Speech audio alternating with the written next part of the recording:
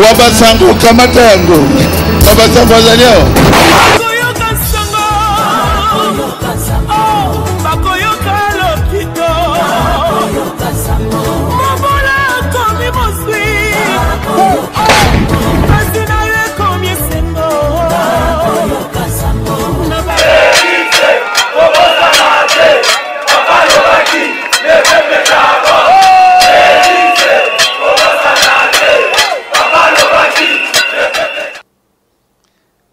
Ekaba aseka mokenge yobem posonga mokuwa tokuela nini magazine d'actualité de Soba Sango eza wana pona ko informer bana ya Congo démocratique Union Sobino obozuli bakoma lam ko na biso na cité Pumbu na Matadi Kibala na Matetepe na ville province ya Kinshasa Mubimba eibe ko sala ngasa na motema na tombi bimbi bolandi volam.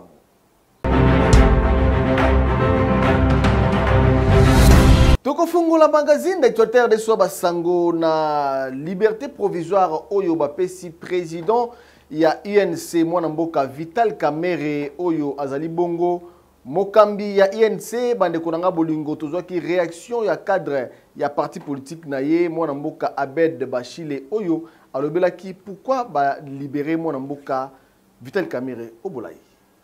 Vous tous, vous avez suivi l'interview à présent. Il faudrait savoir aussi une chose. Le président de la République, donc au début déjà, lorsqu'il y avait cash, tout le monde a dit que la capacité managériale, il y a le président de la République, Félix Antoine Tshisekedi Tshilombo, et son frère, le président Vital Kamerhe, était tellement grande que les gens voulaient que quatre relations. Mais attendez, la justice, elle est tellement indépendante. La justice, elle est indépendante, le président n'a pas une main mise sur ça. Mais tout ce que nous nous demandons, derrière notre président Vital Kamerhe, qu'on laisse notre président Vital Kamerhe servir son pays avec amour comme il le fait. Alors nous ne voulons pas qu'une main noire soit derrière le procès de Vital Kamerhe. Parce qu'aujourd'hui, vous avez compris, après sa liberté provisoire, le peuple congolais a besoin de ces messieurs-là. Nous avons besoin de ces messieurs-là. Nous avons besoin de le voir servir son pays en toute tranquillité. Alors, nous allons poursuivre ce combat jusqu'à la fin, jusqu'à ce que notre président sera quitté définitivement. Pour votre information, messieurs les journalistes, vous avez suivi en Afrique du Sud, même l'ancien président Jacob Zuma aussi, il a la liberté provisoire. Donc, c'est légal. C'est légal, ce n'est pas illégal comme d'autres personnes, au bazar interprétant et nous croyons que le président Vital Kamerhe va servir le pays comme le président de la République l'a dit. C'est un homme correct, sincère et jouera un rôle important dans ce pays. Kolanisama toujours na libération ya ndeko Vital Kamerhe mwana mboka Amisi Makutano oyo azali vice-président de la Ligue des jeunes. Il y a Union pour la démocratie et le progrès social, IDPS parti au pouvoir, après ça makanisima eboye obolai. Nous sommes en train de constater l'effectivité à l'état du droit dans Mboka Nabiso, où ils ont chemin de bataille Nabiso pour que le Congo, instauration à l'état du droit, est une réalité. Et c'est à la justice de donner cette charge, parce que Bicho, constate qui, comme tout le monde, et surtout, vous allez vous rappeler la déclaration à chef de l'État qui était étonné, parce qu'avant procès à Kamerhe Banda, le président a demandé à son collaborateur ce qu'il s'est reproché de quelque chose. Et Kamerhe l'a affirmé que non, il n'y avait rien. Et il a dit, bon, ça va que la justice fasse son travail. C'est ce qui a été fait. Cette même justice qui a condamné M. Kamerhe, même si le lot Hazan appelle ne veut pas dire qu'il est relâché. Mais appel veut dire que, oh, nous sommes peut-être bakatela qui est sous procédure à zéro. Et que le lot, après les éléments disponibles dans la cour, a jugé qu'il bon que Ndeko Kamerhe a la mise en liberté conditionnelle. C'est une liberté conditionnelle, provisoire qu'elle soit, mais c'est une liberté conditionnelle. C'est toujours la justice, donc nous devons laisser à la justice de faire son travail. Ce n'est pas notre problème, parce que température. Mais je pense que le processus n'est pas encore terminé. Kamerhe n'est pas acquitté. On l'a remis en liberté conditionnelle. Ils ont préalable, et puis un tas de restrictions par rapport à la liberté. Mais bien entendu, on souhaiterait que non, les Kamboyo et les Katina Souka peuvent la fixer sur son sort. Parce que à tout moment, on peut encore les répondre et puis il peut rentrer en prison.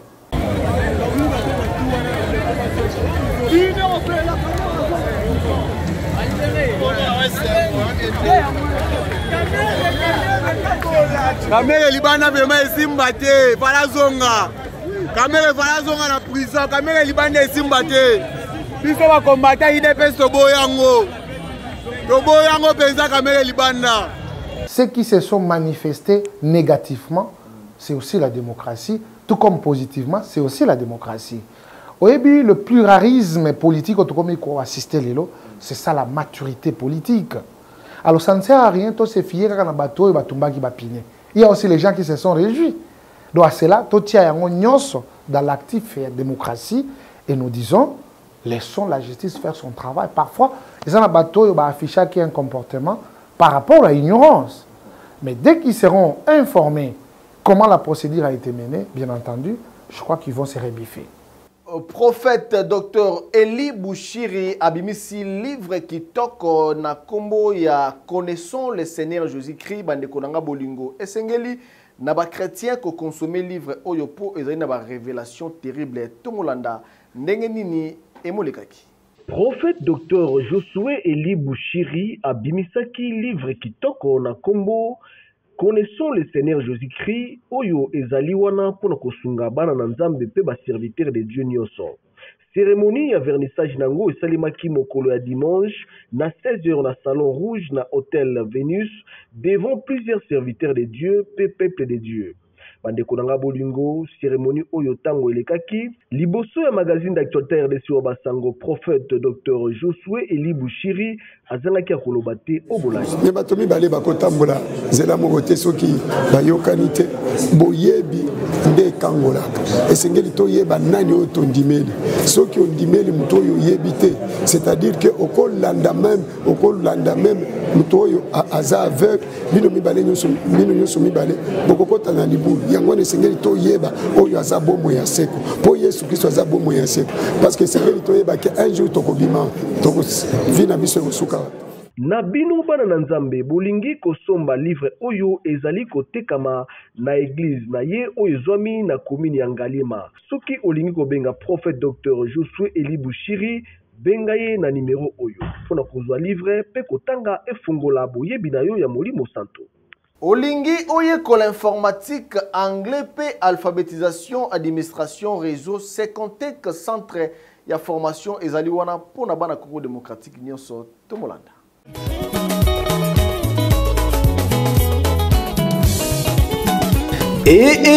Papa, maman, pe bilenge, bolingi boyekola informatique na 500 francs ya pamba, alphabétisation, anglais, infographie, pe auto-école, centre de spécialisation en communication et nouvelles technologies au Congo, Secontec en sigle, a fongoli ba porta ye pona koyamba bana ya Congo démocratique nyonso pe koyekola ba module oyo po bokoma utile na kati ya société. Okotuna nga ba adresse ya Secontec zwami wapi yo kantango. Secontec zwami na avenue Mandarinier en face ya Ipeki na bâtiment Sidep en diagonale na IEC na commune ya Gombe. Na commune ya Kalamu na Victoire tozwami na avenue Bonga na premier niveau soki okomi wana okomona Secontec akope pepa. E bongo na Tiango papa mama tobosani bino soko mokete po tozwami na avenue Lumumba numéro 1 na poma ya Nchanga soki okomi wana okomona Secontec afongoli ba porte na ye nyonso. E bongo bana ipen na Lukunga tozwami na avenue Matadi en face ya Re Eda pour kukuta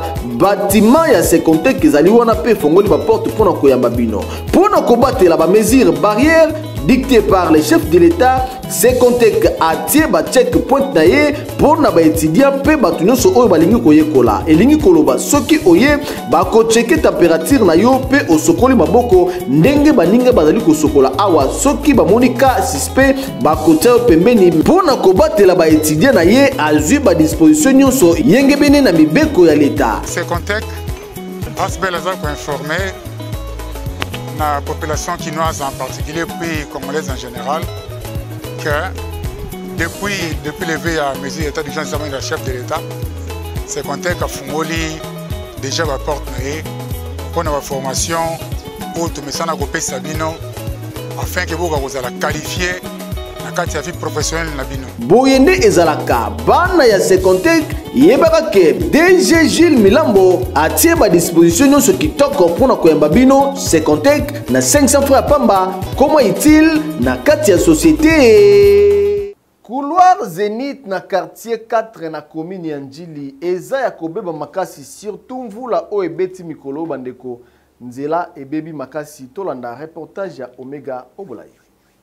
Babito ya commune ya Njili précisément na quartier 4 na couloir Zénith et pas wapi bana ya poto ya liboso babima pe lisusu na direction ya école bosomi et pas wapi tata mokonzi école Félix Antoine Tshisekedi Chilombo asanrola ki pe ya fotaki nzela ebeba na ndenge ya kosakana te babito ya kwa obazo komituna mituna est-ce que gouvernement zomona to zomona te pamba te nzela ebeba penza kala bazobeta ngo kaka bakara population ya kwa obazangisa ki maloba te liboso ya micro ya Wabasango komona nga katanga toana couloir Zénith awa na quartier 4 banini tosepela nango te nzela ya mabe tosepela nango te emplacement tala ba place tosala place ya mabe makasi donc place oyo bafilma ngo na ndenge ba degré mais ti lelo conclusion ya malungezo ya maka te abongisa te donc toyebi te mboka oyo toyebi te tosala nini mpona mboka oyo toza na 7 Thérèse place oyo direction ezwi vers école Bosomi oyo bimisa basango baministre bato ebele oyo président ye moko Fachi Beto akenda kozwa carte d'électeur akenda mpe komi voter na kati ya liziba oyo epa nanga lokola ngai naza nanu petite moyen entreprise naza koluka avec système autocréation parce que na luka na tanga pe mais gouvernement oko satisfaire ngai te soki mateli makambo ya bourgmestre nayebi ke non esengaka nanu likolo bapistonne mpo yayeba ndenge akobouge naokomprendre te ligne oyo avant nakoma epa diaspora président ye moko akende komi vote akende kozwa carte d'électeur me banda atika yango kaka boye toyebi te nzela oyo soki tokende yango ti nzela ya mobutu ebimi ti kingasani soki ozwi yango ekoki kede biso ekenjili brasserie kiseso ekoti campus nayebi te soki président ayoka oyo ya kosala baso de moto oyo eza kolekisa te nzela oyo ekosunga biso na makambo ebele eza ya kozinda nayebi te soki président ayokaka eza ya kozinda naomona eloko akoloba te conseil eke bayede biso tozolela se kolela ministre oyo azolia biso rami nombre ya mbongo oyo aza koloba eza ya lokuta asunga biso ata na mbongo na biso ya rami azwi ya couloir oyo asunga biso mpo tokunda mabulu toyeba nde nini mboka ezala a développement komona nga urbain kosi en tout cas eza soni vraiment kotala commune monene lokola Njili eza deuxième commune oyo ya ville ya Kinshasa mais kotala couloir oyo oyebani toza na ekole ya minene eza na se boye bosomi ebimisi bato ebele même bosomi oyo tozoloba président de la république azwi bokonzi na ye awa ayaki kosangole awa mpe ayaki kovotere awa donc pouvoir na euti awa na Njili mais place oyo aleka akayaki bacarnaval babiloko nyonso nde kosala ezalaka na nzela oyo na nzela eza ya kobeba to te jusqu'à temps solution efo mwa baozela bandako nyonso eza ekweya po baretrouve solution ndenge population asengi na gouvernement aya kotala likambo oyo pamba te 2023 ezali lisusu bosika te peuple congolais azali lisusu naïf te pona kokosa ye na bapoloto pe biloko nyonso oyo bango bamemaka na tango ya campagne asengi bango bakota likambo oyo biso tolobi kaka ezalaki putulu ematamakala matikala se na renouvellement ya vœu ya mariage ya révérend pasteur Gauthier Mafuta oyo akambaka ensemble chrétienne ya Ngalema bandeko nanga bolingo elekaki lolenge kani pour révérend pasteur Barutika Songobili Nzadi. Évêque général et un message attend de la fin ayaki kopambola mariage na bango en tant que parrain na bango lisusu elekaki lolenge nini tolanda Bolayi Wabasango.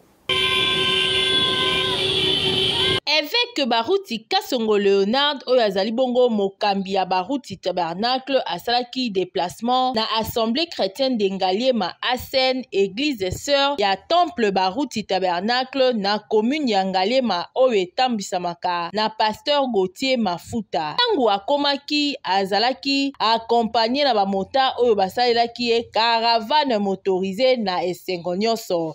Kasi likambo ya kokamwa ndeko moko asimbaki motuka ya pasteur Baruti Kasongo azwaki onction ya Saint-Esprit. Na kokoma na ye na Assemblée chrétienne d'Engaliema akutaki etuluku ya bana nzambe oyo bayambaki ye na esengo nyonso komona mpaka na bampaka kokoma na esika accompagné na molongani na ye mama Afo Bazenga Baruti pe une forte délégation ya bana na nzambe ya Baruti Tabernacle. Milulu ya mokolo ezalaki bongo renouvellement de vœux ya mariage ya couple pasteur Gauthier Mafuta na mama Angèle Mafuta à l'occasion ya 31 ans ya mariage na bango. Mosali na nzambe Baruti Kasongo Léonard alatisaki bango lopete pe asambelaki pona pasteur Gauthier Mafuta. Sima na yango a exhortaki bana na nzambe. Mibu tukumisa tona moko ezali ebele. Renouvellement de vœux. Motuna yangoyo na bozongeli ndai ya bakwela na bino. Moi, votre parrain. Ngai parrain na bino. Pasteur Baruti. Mokengeli Baruti. Je vous pose encore la même question. Nazali kotuna yo lisusu motuna yango kaka. Est-ce que tu aimes Angélique? Yo pesa. Ozali kolinga Angélique mosi na yo? Oui, je l'aime de tout mon cœur. Ozali kokoba kolinga mokengeli na biso Gauthier Mafuta kaka? Oui, je l'aime de tout mon cœur. C'est la kitoko.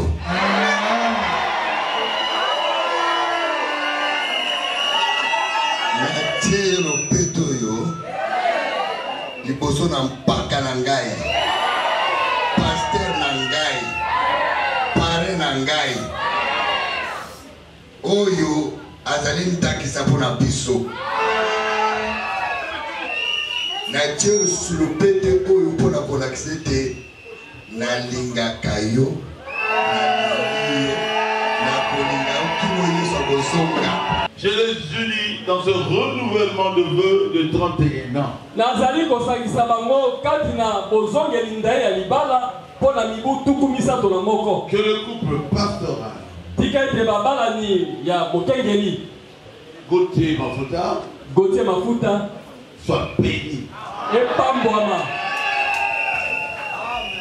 Au nom de Jésus. Na kombo na Yesu. Amen. Tu as un don de guérison. Ozali na likabo na lobiko na nzoto. Tu peux les laisser comme ça. Kotika bango boyete. Je vais le lire dans Josué chapitre 10. Na uti kotanga kati na mokanda na Yoshua mokapo na zomi. De 12 à 13. Kobana molongo na zomi na mibale kino zomi na misato. Paradoxe. Oyo babengi paradoxe signifie elingi koloba un miracle. Et comme c'est beaucoup de gens ne croient pas au miracle.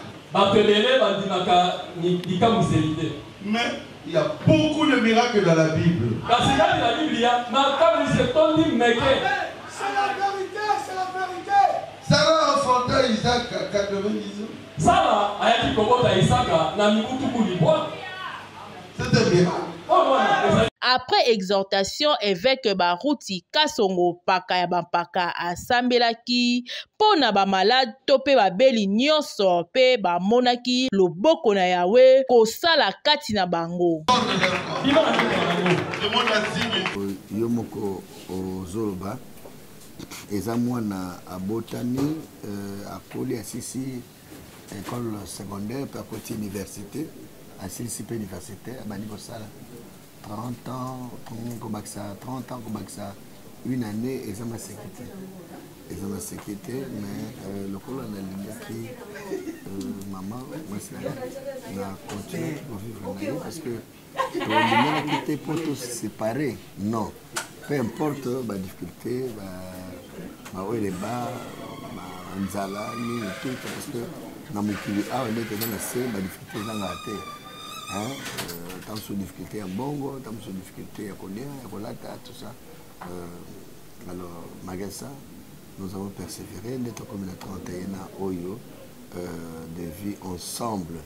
En tout cas, vraiment, nous avons Sengo, nous avons appelé Sengo, moi c'est madame, pour soutenir Mingi, parce que ce qui est là, nous avons à côté d'un grand homme, il y a une bonne femme.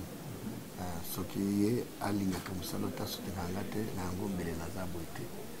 Alors, l'impression ngai pour papa nanga aiko honorer ngai vraiment isolé kilanga ils ont un paradoxe pour ngai parce que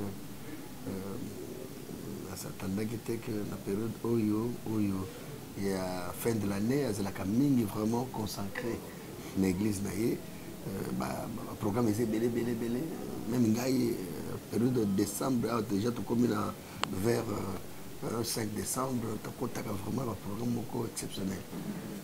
Mais à se démener, à Tei, avant midi, à Hérodia sur l'après-midi, on a presque pendant 1 heure, puis à Bodi pour la belle, donc il a fait un grand travail, il a dégagé une grande énergie vertueuse dans les autres, il a facilité.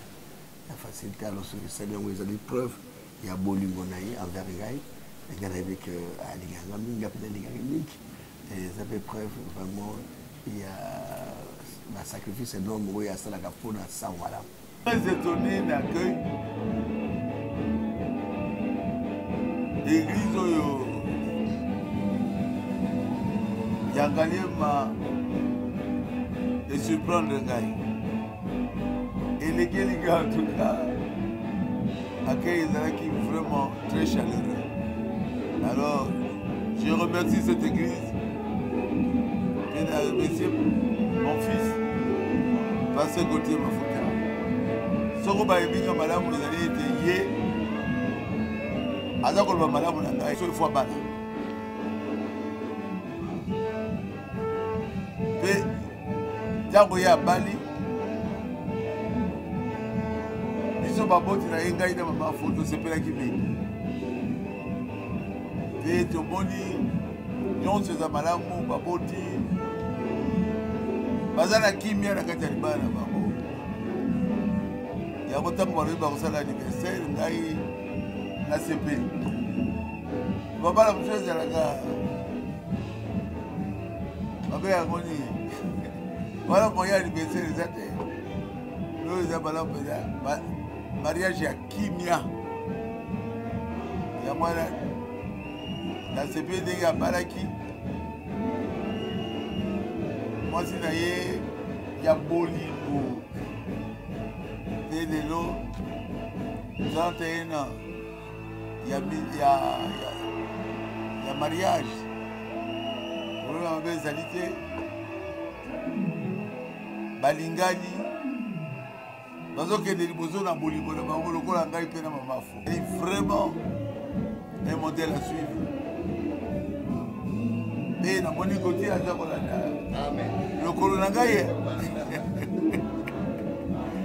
donc nazali se mingi pesa bino conseil wana osoko bosale yango ko appeler lokola côté so la côté na bango bazaka nese bazaka na suri ibala ezate ke tout ça bonsoir na kabof ofinga na kabo ozaka toujours na kanda alors libala ndenge ni oyebi oyo nga nakomi ezali mpo na bino bato bapanzi sango ozopanza sango ya malamu bato misusu bayeba babongola mitema basala mpe ndenge ngai naza kosala.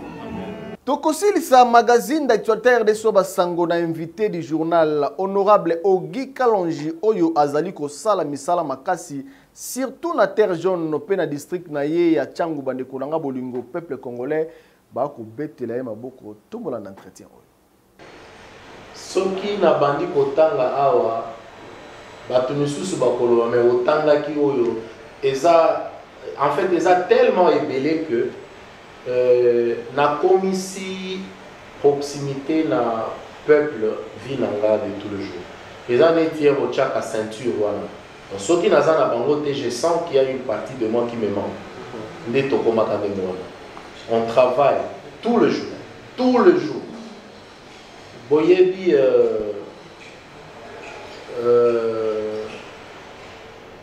actuellement, tous en a aussi ça ndako ya ndeko na biso malvoyant aveugle.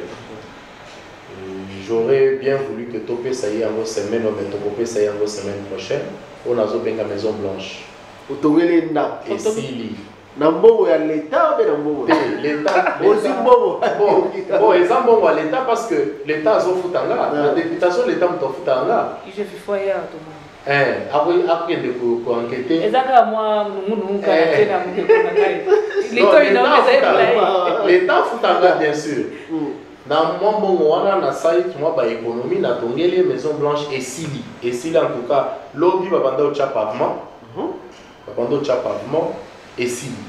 Et Tikali 2-3 petites choses et aussi là d'ici avant week-end prochain. Et là on est touché que pour tourner avec l'Enda. Voilà. Et là on est touché avec l'on a Tikala koye ba yé. Avec la contacter via Colette nanga Eliezer. Et là passé nga kinga na salle là yé. Ezalaki na lukela yé possibilité nini place azo foutre là wana. Na salle les moi tol. Comment anga mon boto. Anga ndako batol. Je me suis dit er na mona ka ba condition ba voyager bino. Et là comment ko matinga na monter makena salle. Je l'ai vu après que Nisala et Bandaki. Linga na yeto kutani pour la première fois. Alors, à part hier, actuellement, Nazana Kati à Kotonga, Wenzemoko, côté à Mouké 2. Côté à Mouké 2, na sala qui en fait, Mouké 2 c'est quoi? Na sala là qui bango pont Moko ils ont relié Mouké 1 à Mouké 2. Maintenant, côté à Mouké 2, on a nazo sala la bango Wenzemoko. Et puis au même moment, toujours ça à côté à Bel Air, na Efo Bank. C'est deux points où ils ont séparé, ils ont la difficulté pour traverser parce qu'il revient Moko Izawana. Toujours jeté pour moi et aussi la paix semaine prochaine. Ça, c'est ce qu'on est en train de faire en ce moment. Et puis, tout type pour ça, l'activité qu'on a ma maman. Mais ma maman, voilà, ils ont quand même activité pour une très spéciale. Ils ont un caractère mon sous parce que n'avant du cas, na mon téléphone en a sonné. Ma maman va bien balobi. Député mon poignet, awa.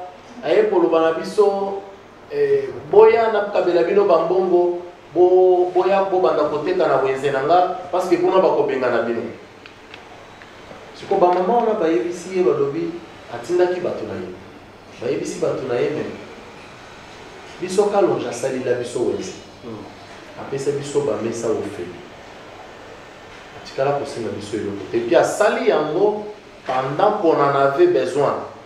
Parce que la terre jaune ou les étiquettes comment bino bokoya lelo bolobi bobe se biso bambongo to kende koteka na oya bino non pour la biso kalonji il nous a tout donné. S'il vous plaît honorable lobi que na terre jaune ou les étiquettes aux alaté donc nous a député liboso ou to sali ou est qu'on a liboso pour biso to yoka liboso te kasi ya ona loba ya liboso ya kosala wenze wana nga étiquette aux alaté ba mama ba bando teka na bango libanda ainsi de suite. Mais si koyo et bandi kokota parce que bato biso balinga kaka olakisi nzela bango yo wana si po biso toyoka eke no balakisa ki nzela yo nde sikoyo kosala mwa elo mo bukaya bien toyoka ka biso kasi nde na ezaka libanda kasi nde na oloba kasi kita zwa kamera kita tokita na biso donc sikoyo lokola eza na bato misusu ba initiative ezalaka te bazelaka so kalonja sali bango wana en fait ce que j'ai fait c'est quoi na pesi batu goût omoni moko il faut qu'on s'aille attention moi si ako linga yo alingi yo zo négliger mais mokolo moi si wana ako tourner yo mukongo esili akozongela ka yo lisusu te c'est comme ça j'ai rendu terre jaune na commission moi si kitoko que est commis envier voilà terre jaune est commis envier maintenant et ozo envier yango kenda ta na politique ya ko baratiner moi sans parler le mal ya mobali na parce qu'elle va dire mais tu es fou quoi parce que R Nazala qui a négligé tu n'étais pas là mais lui était là il est toujours là parce que moi j'ai toujours dit aux gens l'argent n'achète pas l'amour l'argent c'est pas tout ce qu'il faut avoir yo kozala na mbongo mais tu respectes pas ta femme nga naza na mbongo te mais je la respecte si elle est une femme na basens na nyonso elle va aller vers le respect parce que je ne vois pas pourquoi on a collé un mbongo wana sans respect c'est ça terre jaune alors ces mamans m'ont démontré amour na bango ba maman balobi kalonji a pesi biso nyonso eloko oyo tokokende koluka ezali te c'est là que j'ai dit non awa eza nyonso parce que nga na yebisaka bango soki mpona mbongo okende vers bato bakopesa mbongo soki oretrace baactivité nasalaka okokuta parole wana j'ai toujours eu le temps de le dire parce que nalobaka nalinga bato balandanga mpona mbongo te cela ne veut pas dire que nakopesa mbongo te mais soki namoni que effectivement oye pas parce que napesi mbongo je peux pas acheter toi nde nalobaki baza bamama bazo se débrouiller natia bango mwa loboko na moi activité na bango na pesa bango moi mike c'est ce que nous avons fait avant ça ba maman ba salaka agriculture niveau terre jaune et belé na pesa ka bango ba biloko ya ko sala na agriculture na bango biloko wana seconde ba sali ba ye côté comme na terre jaune pour ça na en fait ça que mbongo na biso ya terre jaune banda ko tourner na terre jaune tous à la ressource na posa ya pour bato que de liberté to que de beauté moi économie na biso muke wana to gérer à mon terre jaune ba légumes na biso tozo produire à mon terre jaune ba mbisi nyonso tozo sala et notre argent circule c'est en fait ça pour ça na ngai donc ba activité to sali ebele et puis sans qu'on monopoliser parole mbula o ebetaki semaine passée et bomaki à peu près ba 3 na terre jaune. Un mardi, j'étais vraiment obligé à Kokende. On a présenté l'issue sous mes condoléances dans la bande de Corona. Et ça, par contre, on m'a dit commandé. Na komi na tiki kama ketch na quelque part dans une moto. On m'a dit la moto. Dans une moto, na kena cessé. La belle na yo va petit léger. Ba image ezali. Na kiti na fin fond. Et ça ba place moko na kiti kuna. Parce que en fait, lorsqu'on m'a envoyé l'image d'une jeune fille à Koufaki, l'image à 13h, journée dans là ici, là, j'ai eu mal quand j'ai vu cette jeune fille partir. Tout le monde tout le monde va biloko, Mickey, tout le monde va makala, tout le monde va foufou, ainsi de suite, tout le ticket de ma famille, naka moi et le bon abisso muke tozalaki nango parce que fallait pas qu'on d'abord na honneur. C'est cette proximité là que j'ai avec cette population. Je peux te dire que Tokundaka par semaine, pas moins de 7 personnes. Par semaine. Par semaine. Honorable Ogi. Madame Frida. Wabasango Kamatango. Wabasango Azalio.